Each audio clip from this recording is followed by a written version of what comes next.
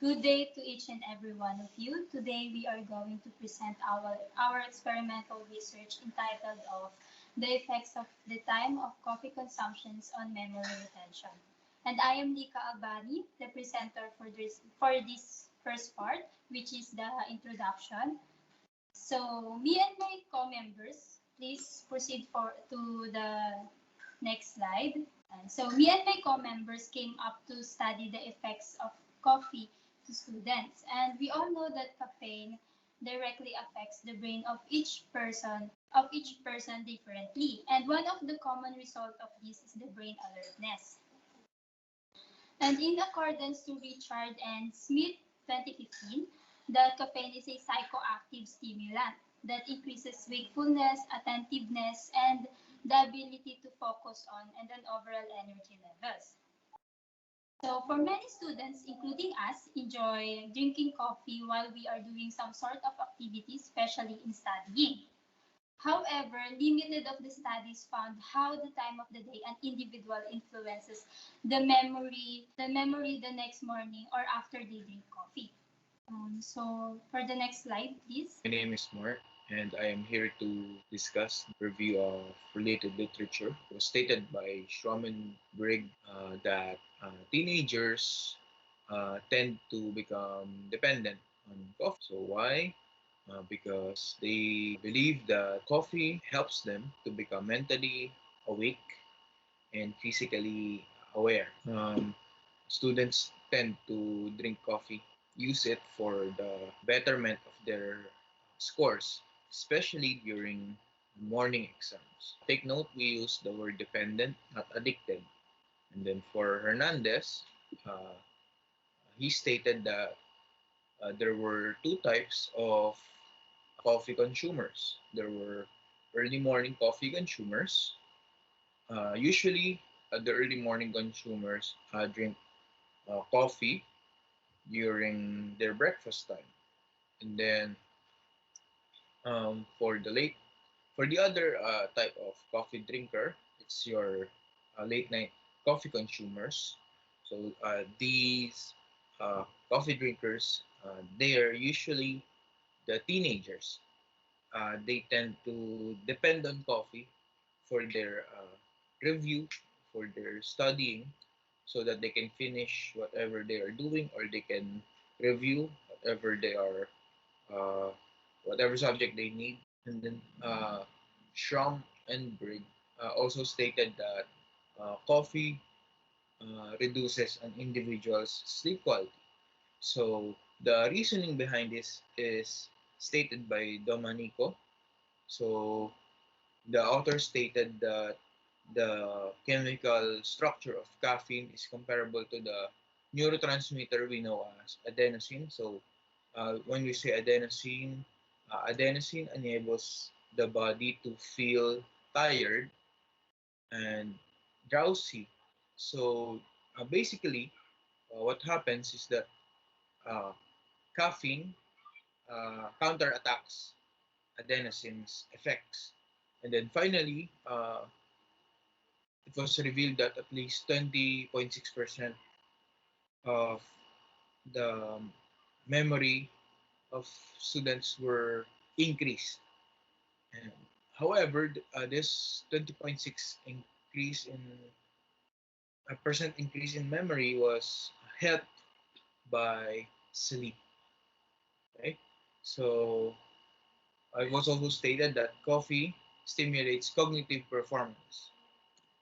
So to synthesize what I've said, um, there have not been any studies that have looked at this issue in an analytical and correct manner, meaning the data analysis of studies may have been erroneous.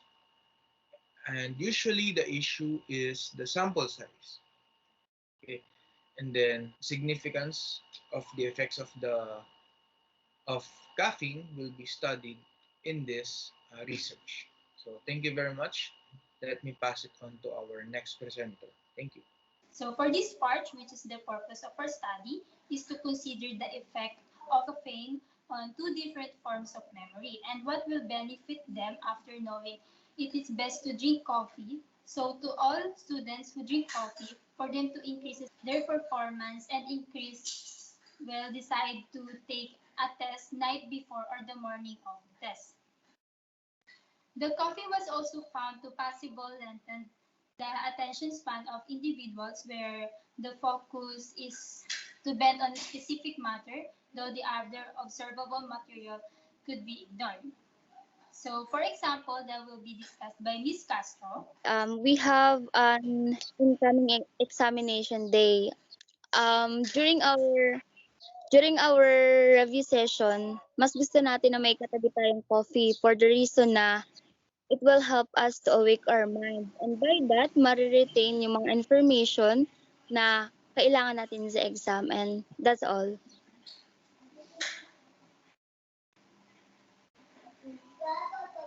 Let's proceed to the synthesis. There have not been previous studies that have analytically and correctly tackled the effects of time of coffee consumption on memory retention. This gap will be studied in this present research study. The effects of the time of intake of coffee on the participants' memory retention will be studied to see if there are any significant effects. So dito, sinasabi na wala pang research na nagpapatunay kung may effect ba yung time ng pag-inom ng coffee sa retention test. That is why on this research, we will know kung meron ba or wala. At malalaman din natin dito kung yung time ng coffee consumption is may significance sa memory retention. And now we will tackle the methodology. First part, it's supposed to be 60 participants, but we only came up to 45 young adults, age 19 to 24 years old. Purposive sampling po yung binigay namin para sa mga students who are currently taking online classes. Next po. Let's proceed to the instrument. Online survey form to collect demographic, which includes their age, school kung saan sila nag-aaral, and sex. Information consent that defines the purpose of the study. Nakalagay po dun sa informed consent kung ano po ba yung purpose ng aming ginawa or gagawing study. Retention test will be by Zoom meeting or Facebook Messenger call. We'll play a video showing 10 random pictures.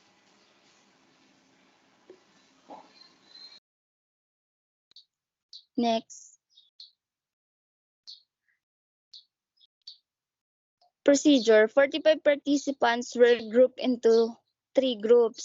Each group po ay merong 15 participants. Sila ay si Experimental 1, na kung saan sila ay ang morning coffee drinker, the Experimental 2, the afternoon coffee drinker, and the control group, which is the non-coffee drinker. In the first and second trial, the group of experimental students will consume coffee in 45 minutes. Also, prior to the memory retention test, after po nilang mag-kape or uminom ng kape, 45 minutes po pagkatapos ay bibigay po namin yung retention test. In a specific selected time, all the 45 participants were shown pictures of 10 random objects with a time frame of 5 seconds each. Lastly, all the participants will sequentially state the name of the random objects that were shown after 30 seconds. Yung participants po ay iisa-isahin po nila yung tamang pagkakasunod-sunod ng random pictures after 30 seconds. For this part naman, these are the memory retention test result, as well as the percentage average of 3 groups. So, diniscuss siya kanina ni Ms. Castro. 3 categories, which are the morning coffee drinkers, afternoon night coffee drinkers, and non-coffee drinkers. This means that the morning coffee drinkers, as is shown in the figure 1, this means that the morning coffee drinkers and the morning coffee drinkers have the highest percentage average score on the day 1, which is 69%. However, as you can see in the figure 1, the difference between the 2 remaining groups with the same proportion was only 4%, which is 65%. Yun yung afternoon to night coffee drinkers tsaka yung mga non-coffee drinker. So for this part naman sa figure 2, the percentage average score of morning coffee drinkers fell by 2%. And it increases by 1% among those who drink coffee from afternoon to late night. It also has the highest average percentage score among non-coffee drinkers. All in all, in figure 1 and 2, it illustrates that there is discrepancy or inconsistency in the percentage average score between the three groups. This could be attributable of chance and other limiting factors. Now, so yan, yung statistical analysis, as you can see in this figure, we use the ANOVA single factor to see if the variation in scores between the three groups were statistically significant or possible due to the chance. One factor ng ANOVA was performed with significance level of 0.05, which is displayed in figure 1. As a result, none of the difference between the data were great enough to be considered statistically significant, and an analysis of variance showed that the effect of time coffee consumption and memory retention has no significance, which was in F value and P value. Nag-aim siya ng study to see if the time of coffee drinker has an effect on memory retention. Because of the changing times of coffee consumption, the results of the three groups demonstrate a significant changes in memory recall, but there is no consistency on two subsequent days of trials. So yung sa recalling of syllabication and length of words testified from the pictures during the test are two possible causes of these differences. So yung nagkakaroon siya ng impact on their test result because this is the line with George Miller's. Naglalan siya sa theory ni George Miller concerning individuals' capacity to recall test items in when they were answering the test. So yung and furthermore, according to the study conducted by the University of Oregon, yung working memory or the number of objects retained in short-term memory that is associated to more fluid intelligence as measured by each participant's IQ, which can affect their memory retention test scores. Another factor naman dyan is yung that nag-i-influence sa participant is yung how drowsy they felt with regards to the morning group and how mentally and physically tired they were in the afternoon to night group. So that will be for our that would be all.